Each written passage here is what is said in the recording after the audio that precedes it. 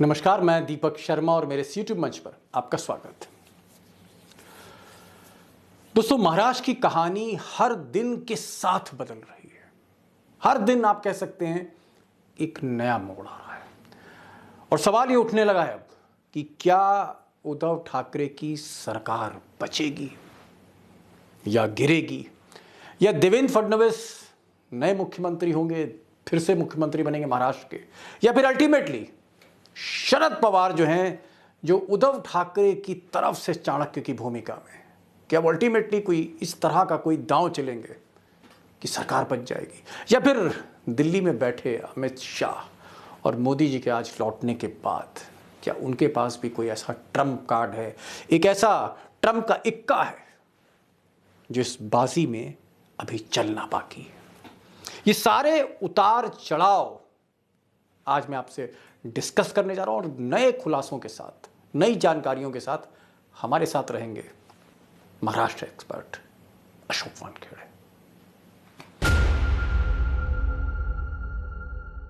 दोस्तों, आज देवेंद्र फडणवीस के बड़े करीबी एक पत्रकार से मेरी बातचीत हुई और ये जो पत्रकार है, इनका ये कहना था कि फडणवीस के पास इस वक्त दो गेम प्लान है, game plan A, game plan B, या आप यूँ कह सकते हैं गेम प्लान 1 और गेम प्लान 2।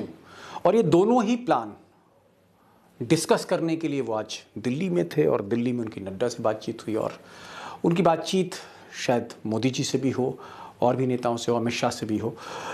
बहरहाल ये जो गेम प्लान है मैं आपको मुख्तसर से बताता हूँ, ब्रीफ में बताता हूँ, क्योंकि डिटेल बात जो हम करेंगे वो वानखेड़े साहब के साथ करेंगे।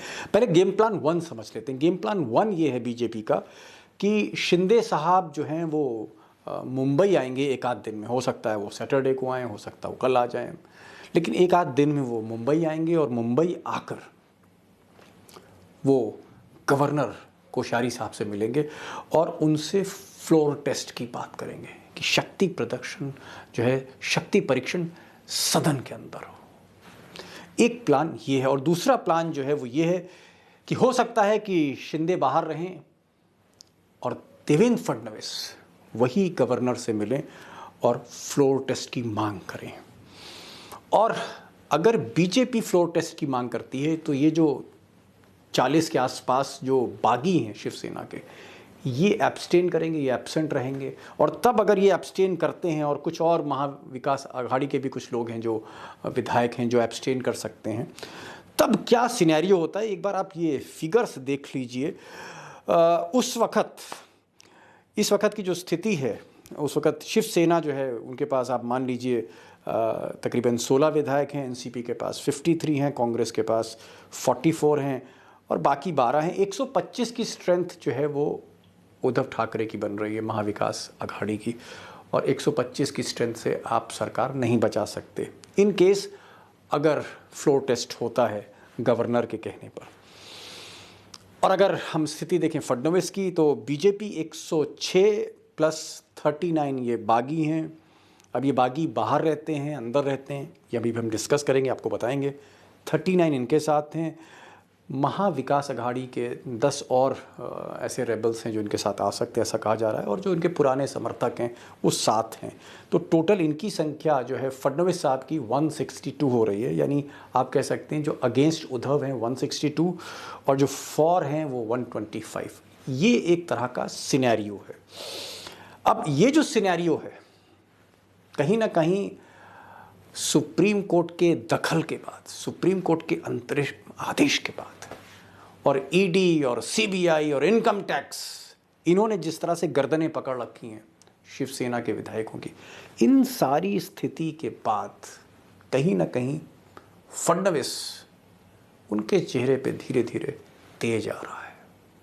अब ये जो तेज आ रहा है इसके पीछे क्या है? क्या उनको आश्वस्त कर दिया गया है कि कहीं ना कहीं सारी एजेंसियां उनके पीछे हैं, मोदी जी का आशीर्वाद है, शाह साहब का आशीर्वाद है, और सरकार गिराने में हो सकता है फडणवीस कामयाब हो जाएंगे। लेकिन इतना आसान रास्ता नहीं है, क्योंकि बीच रास्ते में शरद पवार भी हैं। अब ये क्या स्थिति है, एक बार बात कर लेते हैं महाराष्ट्र के हमारे एक्सपर्ट अशोक वानखेड़े जी से, जो बेहद खुलकर बोल रहे हैं, अंदर की खबर लेके आ रहे हैं, और मुझे नहीं लगता है कि शायद उनसे ज़्यादा बेखौफ, निर्भीक, निडर महाराष्ट्र के इस मुद्दे पर कोई और पत्रकार देश में है। अशोक भाई, ज़्यादा आपका समय नहीं लूँगा। दो चीज़ों पे बात चल रही है आज। देवेंद्र फडणवीस की नड्डा से मुलाकात हो रही है, अमित शाह से बात हो रही है, मोदी जी का इंतज़ार हो रहा है कि वो जर्मनी से यूएई, और यूएई से वो कब हिंदुस्तान लौटते हैं, उसके बाद रणनीति होगी। लेकिन जो प्लान है वो ये है कि कहीं ना कहीं सुप्रीम कोर्ट ने जिस तरह की राहत दी, उस राहत के बाद ऐसा लग रहा है कि अब फडणवीस फिर से तैयारी कर रहे हैं, एक बार फिर से गवर्नर उनका, केंद्र सरकार उनकी, पैसा उनके साथ, कॉरपोरेट उनके साथ, सारी चीजें उनके साथ, और अदालत का फैसला भी कहीं ना कहीं उन्हीं के साथ है। तो आपको क्या लग रहा है कि अब क्या वाकई सरकार बन जाएगी? आपकी क्या गट फीलिंग है? और क्या अमित शाह जो चाणक्य है वो कामयाब हो गए? देखिए दीपक भाई, मैं उस बॉलर को अच्छा बॉलर नहीं मानता जो अंपायर को रिश्वत देकर विकेट लेता हो एलबीडब्ल्यू की। ये सीधी सीधी लड़ाई होती है, और सीधी सीधी लड़ाई में हम पाकिस्तान के साथ भारत खेलते तो हमेशा कहते थे कि उनके 12 प्लेयर खेलते हैं, 11 पाकिस्तान के प्लेयर होते हैं और एक अंपायर होता है। तो यदि आप ये कहो कि गवर्नर भी हमारा, न्यायपालिका भी हमारी, सब कुछ हमारा, तो फिर सरकारें चुनाव करवाने की जरूरत ही क्या है? सीधे सीधे मुख्यमंत्री अपॉइंटमेंट करते जाइए और सत्ता में रहते जाइए। और 2014 से हम वही देख रहे हैं कि जहां चुनाव जीतते हैं वहां जीतते, जहां जीतते नहीं वहां सरकार गिराते हैं, सरकार गिराते हैं, कई बार इस्तीफा देके करवाते हैं, कई बार एन ब्लॉक ट्रांसफर करवाते हैं। लेकिन इस बार थोड़ा सा मामला पेचीदा हो गया है। पेचीदा मामला ये हो गया है कि सर्वोच्च न्यायालय की बात मैंने तब भी कही, सर्वोच्च न्यायालय में मामला जाने से एकदम कोई रिलीफ या जीत नहीं मिली। अब आप देखिए, ये कह रहे हैं कि हम पूरे आज तक, अभी भी इस क्षण में जब हम बात कर रहे हैं, कोई भी गवर्नर के पास ये बोल के नहीं गया कि सरकार अल्पमत में। गवर्नर अखबारों से नहीं चलते। ये सुप्रीम कोर्ट नहीं है कि सुओ मोटो अखबारों से कोई खबर देख ली और रिट पिटीशन फाइल करवा ली। उन्हें तो इंतजार करना पड़ेगा लोगों का। बहुत थोड़ी देर पहले मेरी देवेंद्र फडणवीस के एक बड़े करीबी पत्रकार हैं, उनसे बात हुई, और हो सकता है कि उनकी फडणवीस से बात हुई हो।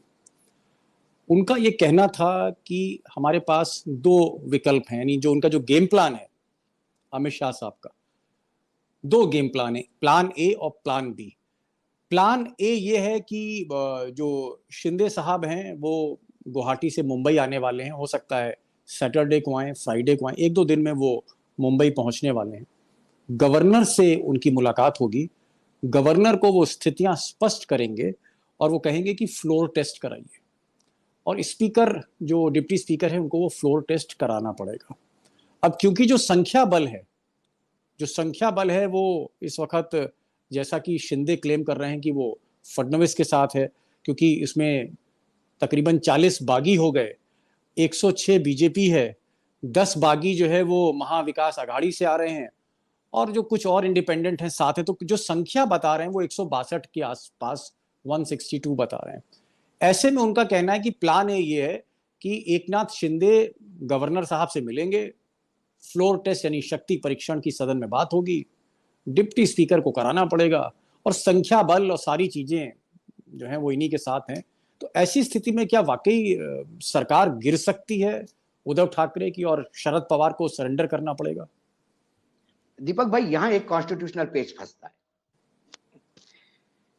यदि सरकार ये प्रस्ताव देते हैं, मैंने जो सुना है कि वो जो प्रहार पार्टी बच्चू कडू है वो पत्र देने जा रहे हैं गवर्नर को कि हमने सरकार से हमारा समर्थन वापस लिया है।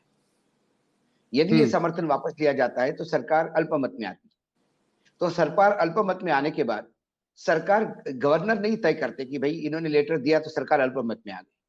अल्टीमेटली गवर्नर हाउस समन्स करेंगे, विधानसभा का सत्र होगा, और सत्र में कहा जाएगा कि आप विश्वास का मत लीजिएगा, बिल्कुल। आप विश्वास खो चुके हैं। अब ये विश्वास का मत दिलवाएगा कौन? डिप्टी स्पीकर दिलवाएंगे। जी। तो क्या डिप्टी स्पीकर, विश्वास का मत देने के लिए डिप्टी स्पीकर पे विश्वास है? और जब डिप्टी स्पीकर ने नोटिस दिया बर्खास्ती का, तो उस पर आपका विश्वास नहीं। डिप्टी स्पीकर का या तो विश्वास होगा या तो अविश्वास होगा। जी।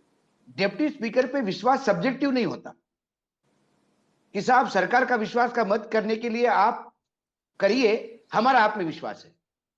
नहीं, यहाँ पर एक लेकिन और जब चीज आप बता हमको, रहे हैं, हाँ यहाँ पर भाऊ एक प्लान बी बता रहे हैं। अब ये फडणवीस साहब के खेमे की बात है, कितनी सही है झूठ है ये तो ईश्वर जानता है। प्लान बी ये है कि ये जो शिंदे के साथी हैं बागी, ये बागी एब्सटेन करेंगे, बाहर रहेंगे, और उसके बाद जब देवेंद्र फडणवीस मुख्यमंत्री बन जाएंगे, शक्ति परीक्षण में जीत होगी बीजेपी की, उसके बाद वो कुछ दिनों में नया स्पीकर का चुनाव करेंगे, और जो नया स्पीकर होगा वो ये जो शिंदे के जितने साथी हैं बागी, इनको मान्यता दे देगा। यानी शिंदे के साथी सदन में और ठाकरे के साथियों को दरवाजा। ये प्लान बी है। प्लान बी का भी मैं बताता हूं आपको, पहले प्लान ए पे ही मैं पूरी बात कर लूं दीपक जी। तो ऐसे में क्या होगा, फिर मामला सुप्रीम कोर्ट जाएगा, क्योंकि सुप्रीम कोर्ट ने पिछले हियरिंग में बोल दिया था कि बाकी चीजों के लिए हम है ना, दरवाजे खुले हैं हमेशा विकल्प के लिए।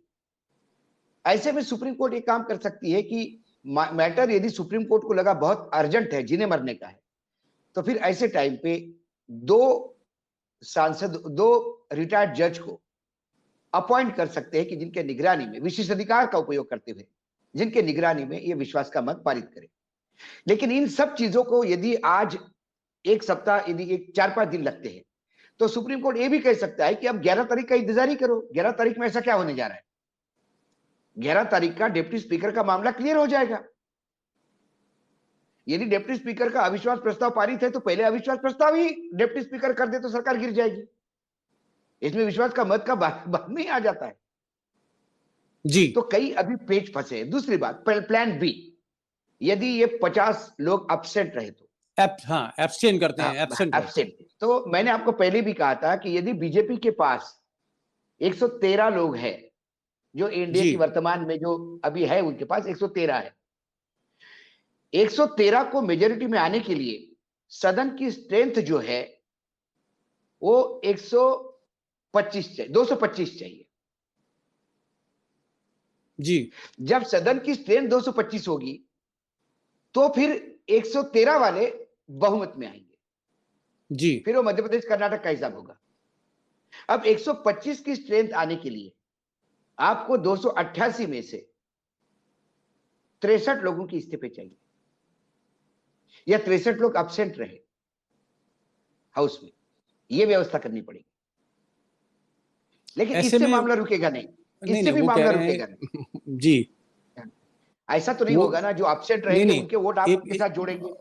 फडणवीस साहब के कैंप से ये भी बात एक सामने आ रही है कि महाविकास अघाड़ी यानी कांग्रेस, और वहां से भी कुछ 2-4 विधायक तोड़ के उनसे इस्तीफे, उनसे भी कुछ बार्गेन चल रही है, तो नहीं नहीं, 10 बार्गेनिंग वहां तो से ले जब रहे हैं। तक, जी, मैंने क्या बोला, जब तक वो 10 आए नहीं तब तक बात नहीं होगी। 10 आने का टाइम भी तो लगना पड़ेगा ना। आपको क्या लगता है तो भाव कि अब जो आपने मुझे क्लियर कर दी स्थिति कि इतना आसान नहीं है, मुझे आपका ये कहना है मुझे कि मुझे इतना। बार बार इसके बाद भी आपने सपोज 10 लोगों के इस्तीफे भी करवाए, तो इनको चुनाव होंगे, चुनाव में इनको जाना पड़ेगा। महाराष्ट्र का रिकॉर्ड है, ये जैसे बागी जो इस्तीफा देके जाते हैं उनमें से 90% चुनाव हारते हैं। ये आश्वस्त नहीं किसी जी को कि ये हम चुनाव ही जीत पाएंगे। दूसरी बात है, बीजेपी के लिए भी बड़ा ये है, ये 60 लोग इस्तीफे देने के बाद यदि 60 लोग आप अपने आसपास ले जाते हैं, तो उन 60 कॉन्स्टिट्यूंसी में महाराष्ट्र के बीजेपी खत्म हो गई, क्योंकि टिकट इनको देने पड़ेंगे। तो वो जो बीजेपी के विधायक जो यहाँ पे थे, जो कुछ वोटों से हार गए, वो कैसे इनके ये करेंगे। ये असंख्य मसले है, ये इतना इजी नहीं है कि आपने इस्तीफा दे दिया, ले लिए, ये 10 लोगों का चुनाव एडजस्ट कर लिया। 60 लोगों को एडजस्ट करना बहुत बड़ी बात है। भाव एक और डेवलपमेंट आज हुआ है। आज जो कैबिनेट मीटिंग हुई शिवसेना की बॉम्बे में, और उधर मोदी जी अब हिंदुस्तान लौटने वाले हैं, और अमित शाह इंतजार कर रहे हैं, फडणवीस इंतजार कर रहे हैं, लेकिन शरद पवार ने एक स्टेटमेंट दिया है, और वो स्टेटमेंट हमें जो है वो ऑफ द रिकॉर्ड पता लगा है। उनकी जो बातचीत हुई है उद्धव ठाकरे के साथ, शरद पवार की, शरद पवार ने उद्धव ठाकरे से कहा है कि आपको किसी भी कीमत पर इस्तीफा नहीं देना है, आप बिल्कुल रिजाइन नहीं करेंगे। और आज की कैबिनेट में बिल्कुल, भी यही प्रस्ताव हुआ है कि साहब उद्धव ठाकरे इस्तीफा नहीं देंगे। तो मैं क्या सुबह से क्या जो शरद पवार ये कह रहे हैं उद्धव ठाकरे से कि इस्तीफा नहीं देना है, तो आपको क्या लगता है कि शरद पवार को अभी भी उम्मीद है कि आखिरी बाजी का आखिरी मोहरा या प्यादा वही चलेंगे और आखिर में वही कामयाब होंगे इस बिसात पे?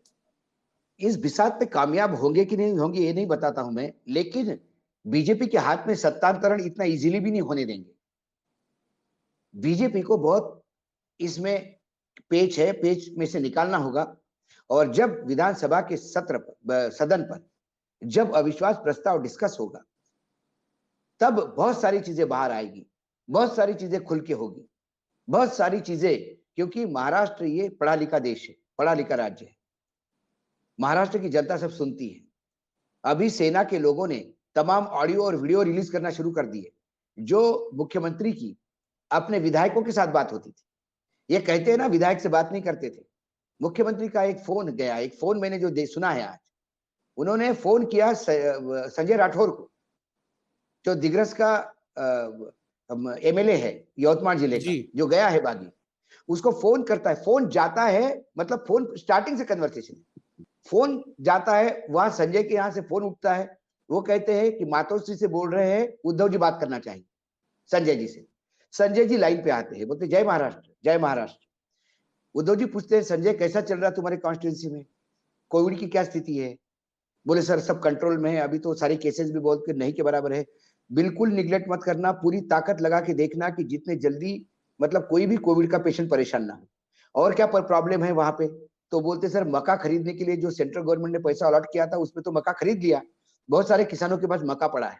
तो बोले मुझे पता है, तुमने पहले भी बोला है, और मैं लगातार दिल्ली के साथ बात कर रहा हूँ, कैसा भी करके पैसा लेने का प्रयास कर रहा हूँ ताकि ये मक्का खरीदा जाए। और क्या है संजय, और तो कोई परेशानी नहीं। तब संजय राठौड़ कहते हैं क्या परेशानी हो सकती है? सर मैं जब निकलता हूं कॉन्स्टिट्यूंसी में, एक एक आदमी मुझे कहता है कि क्या उद्धव जी सरकार चला रहे, ऐसी सरकार तो हमने सोची भी नहीं थी कि इतनी अच्छी सरकार चलेगी, हमारे लिए कितना करते हैं उद्धव जी। सर ये सब देख के तो उद्धव हंसते हैं, अरे मैं क्या कर रहा हूँ संजय, सब तुम लोग कर रहे हो, मैं तो सिर्फ यहाँ बैठा हूँ, ऐसा मत कहो, ये सब तुम्हारी मेहनत है। ये पूरा कन्वर्सेशन है, और ये कन्वर्सेशन प्री प्लान तो नहीं होगा, ये तो कोविड का समय का कन्वर्सेशन है। ऐसे जब टेलीफोन आते हैं मार्केट में और जाते हैं, तो लोगों को लगता है वाकई हमारे तो विधायक के साथ लगातार निरंतर सत्ता में थे।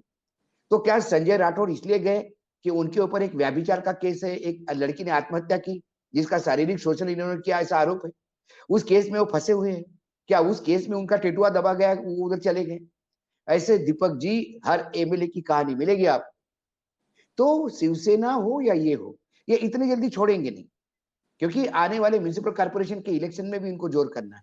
आने वाले लोकसभा चुनाव और विधानसभा चुनाव में 2.5 साल तो विधानसभा में, उसमें भी उनको ये बता देना है कि हम जो 3 पार्टियां थी, इसलिए वो बार बार कहते कि हम तीनों एक है। और उनको ये भी पता पड़ गया है, देखिए शरद पवार की खासियत है, शरद पवार को लगेगा हार, यदि ये बहुत गेम कमजोर हो गया तो तुरंत छोड़ देते हो। उन्होंने एक बात देख ली कि संगठन पूरी तरह से पूरे महाराष्ट्र में, ठाणे और पालघर छोड़ के पूरे महाराष्ट्र में संगठन उद्धव के साथ, और वो संगठन काम करेगा। यही वो छगन भुजबल के साथ फंस गए थे। छगन भुजबल का विद्रोह इन्होंने ही करवाया था, लेकिन छगन भुजबल के साथ लोग खड़े नहीं थे। छगन भुजबल को चुनाव जीतने के लिए नासिक जाके अपना सेटलमेंट करना पड़ा, मुंबई में तो चुनाव जीत ही नहीं पाए।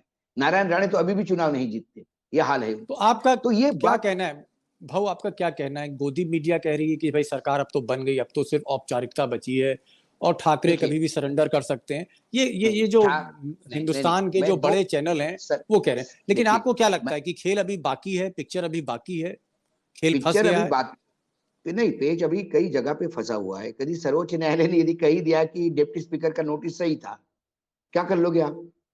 तो 11 तारीख तक तो इंतजार करना पड़ेगा। देखो उम्मीद पे तो दुनिया टिकी हुई है।